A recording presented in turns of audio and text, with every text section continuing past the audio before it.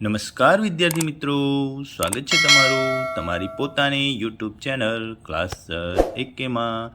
ચાલો આજના આ વિડીયોમાં ધોરણ 8નો વિષય સામાજિક વિજ્ઞાનનો પ્રકરણ નંબર 9 સંસાધન પ્રકરણ પૂર્ણ થાય ને ત્યારે છેલ્લે જે સ્વાધ્યાય કાર્ય માટે તમને જે પ્રશ્નો આપવામાં આવે છે એના જવાબો જોઈશું। તો ચાલો પ્રશ્ન નંબર 1 નીચે આપેલા પ્રશ્નના ઉત્તર એક વાક્યમાં લખો। પહેલો, કુદરતી વનસ્પતિ કોને કહેવાય? જવાબ, પોતાની જાતે ઉગનારી વનસ્પતિ જેમાં વેલા, છોડવા અને વૃક્ષોનો સમાવેશ થાય છે તેને કુદરતી વનસ્પતિ કહે છે। બીજું, વન્યજીવમાં કોનો સમાવેશ થાય? જવાબ, વિવિધ પશુ, પંખીઓ, કીટકોનો સમાવેશ વન્યજીવમાં થાય છે। ત્રીજું, વનસ્પતિનું વર્ગીકરણ કયા આધારે થાય છે?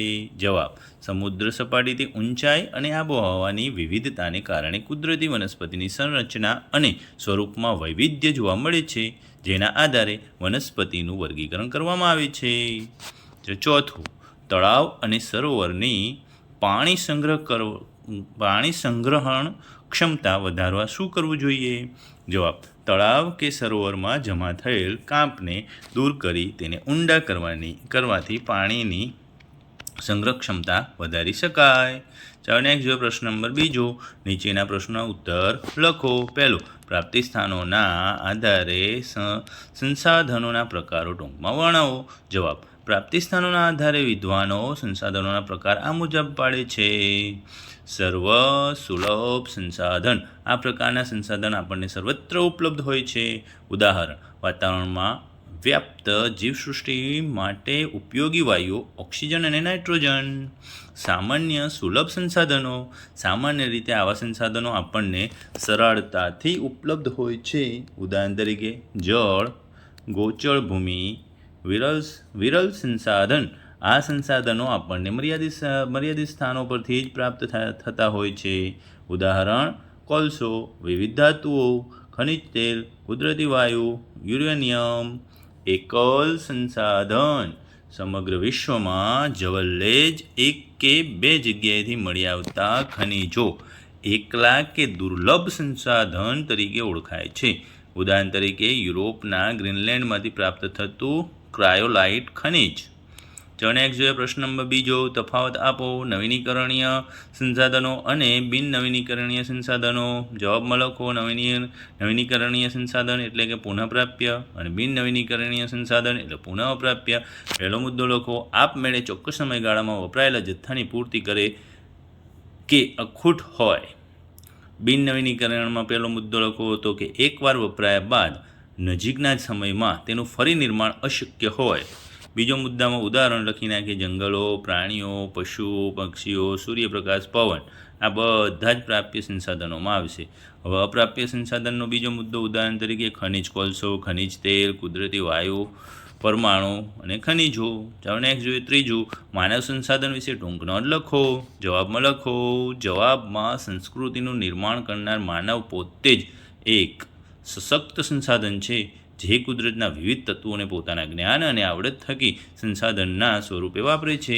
તે સંસાધનોને બનાવનાર અને વપરાશ કરનાર બને છે। આ પ્રક્રિયામાં માનવ પોતાની બૌદ્ધિક ક્ષમતા મુજબ કુદરત દ્વારા પ્રાપ્ત તત્વોમાંથી ઉત્તમ તત્વો પોતે પસંદ કરે છે।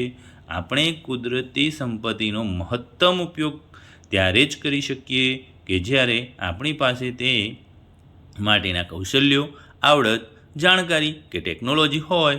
શિક્ષણ અને આરોગ્યની સેવાઓ દ્વારા માનવને એક વિશિષ્ટ પ્રકારનું સંસાધન બનાવે છે। માનવીની સંસાધન બનવાની આ પ્રક્રિયાને માનવ સંસાધન વિકાસ કહેવાય। ચાલો નેક્સ્ટ જોઈએ ચોથું, જળ તંગી માટે જવાબદાર મુખ્ય પરિબળો કયા કયા છે? તો જવાબમાં લખો। જળ તંગી માટે વસ્તી વિસ્ફોટ, રોકડિયા પાકોનું વધતું જતું વાવેતર, આધુનિક જીવનશૈલી, શહેરીકરણ, ઉદ્યોગો, નવીનીકરણ જેવા પરિબળો મુખ્યત્વે જવાબદાર છે। ચાલો નેક્સ્ટ જોઈએ 5, પરિસર તંત્ર કોને કહેવાય? તો કે સવિસ્તાર સમજાવો। જવાબ, જીવાવરણમાં એક સજીવ બીજા સજીવ સાથે પરસ્પર જોડાઈને પોતાનું અસ્તિત્વ ટકાવે છે।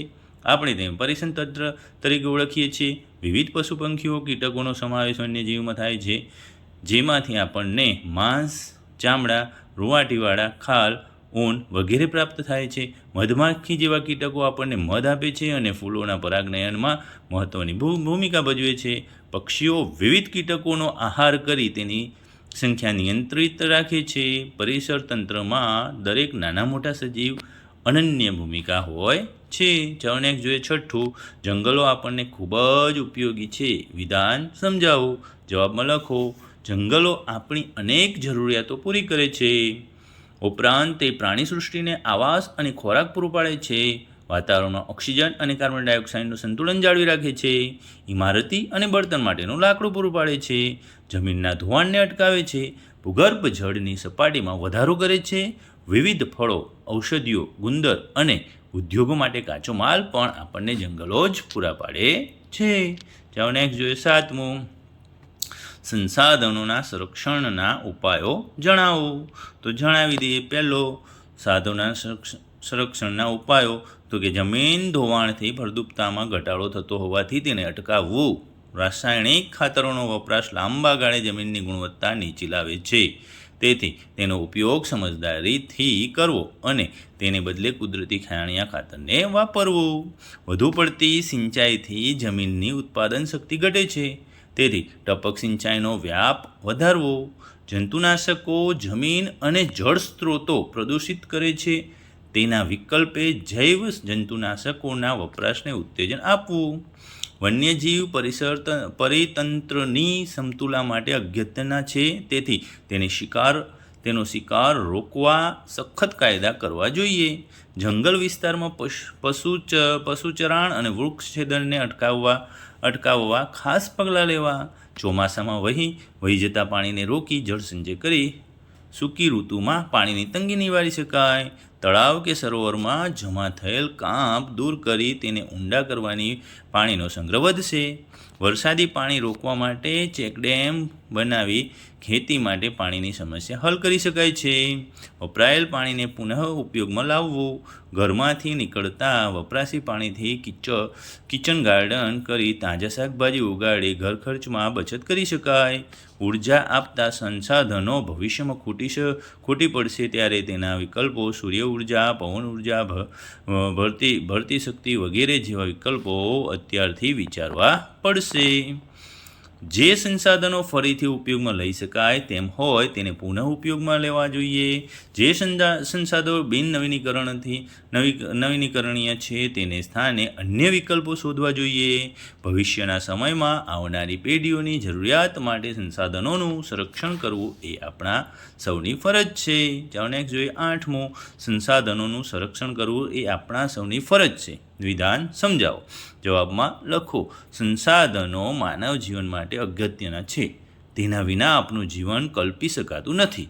વધતી જતી વસ્તી અને ટેકનોલોજીના અસાધારણ વિકાસથી સંસાધનોનો વપરાશ દિન પ્રતિદિન વધી રહ્યો છે. આ પરિસ્થિતિમાં કેટલાક સંસાધનો આજે ખૂટી પડવાની અણીએ છે. માનવીની આજની પ્રગતિ અને આધુનિક જીવનશૈલી સંસાધનોના અભાવમાં ટકી શકવા અસમર્થ છે. આજે ભવિષ્યની સ્થિતિ અંગે વિચારવું જોઈએ. સંસાધનોનો આયોજનપૂર્વક અને કરકસર ભર્યા ઉપયોગ કરવો જોઈએ. ચાલો નેક્સ્ટ જોઈએ પ્રશ્ન નંબર 3. નીચે આપેલા વિકલ્પોમાંથી સાચો વિકલ્પ શોધી ઉત્તર લખો. પહેલું, રાસાયણિક ખાતરોનો વપરાશ લાંબા ગાળે. વિકલ્પ એ જમીનની ગુણવત્તા ઘટાડે છે. વિકલ્પ બી જમીનની ભેજ સંગ્રહ શક્તિ વધારે છે. વિકલ્પ સી જમીનની ગુણવત્તા વધારે છે. અને વિકલ્પ ડી જમીન પોચી બનાવે છે. જેમાં સાચો જવાબ છે વિકલ્પ એ જમીનની ગુણવત્તા ઘટાડે છે. બીજું, નીચેનામાંથી કયું સંસાધન બિન નવીનીકરણીય છે? તો વિકલ્પ એ જંગલો, વિકલ્પ બી ખનિજ કોલસો, વિકલ્પ સી પવન, વિકલ્પ ડી સૂર્ય ઉર્જા. સાચો વિકલ્પ છે વિકલ્પ બી ખનિજ કોલસો.